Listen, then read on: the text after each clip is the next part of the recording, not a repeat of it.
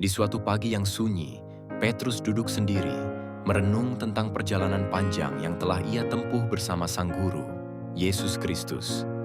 Dari seorang nelayan Galilea yang kasar dan penuh keraguan, ia telah diubah menjadi seorang rasul yang penuh kuasa dan kasih.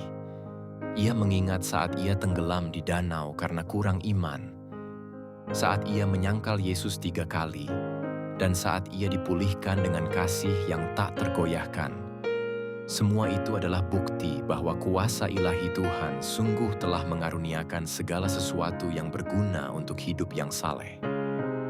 Petrus tahu, perubahan dalam hidupnya bukan berasal dari kekuatan dirinya sendiri, melainkan karena pengenalan yang mendalam akan Dia yang memanggil dengan mulia dan ajaib. Maka ketika ia menulis suratnya yang kedua, ia tidak hanya memberi pengajaran, tapi juga warisan iman, warisan pertumbuhan rohani yang nyata. Ia menuliskan, "Tambahkanlah kepada imanmu kebajikan, kepada kebajikan pengetahuan, kepada pengetahuan penguasaan diri, lalu ketekunan, kesalehan, kasih akan saudara, dan akhirnya kasih kepada semua orang." Bagi Petrus, ini bukan sekadar nasihat, tapi langkah-langkah hidup yang pernah ia jalani sendiri, dari kegagalan menuju kemenangan dalam Kristus. Ia memperingatkan, jika kualitas-kualitas ini tidak ada, maka kita menjadi buta rohani, lupa bahwa kita telah dibersihkan dari dosa lama kita.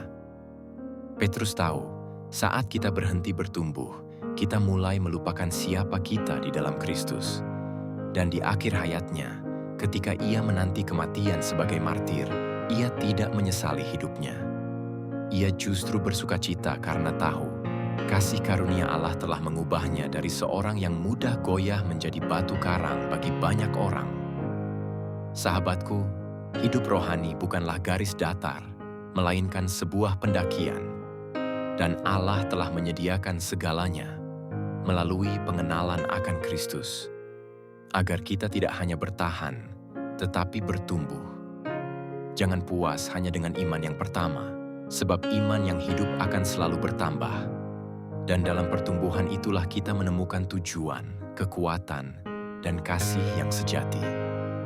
Seperti Petrus, mari kita terus dibentuk, agar ketika hari itu tiba, kita pun dapat berkata, "Aku telah mengenal Dia, dan itu telah mengubah segalanya."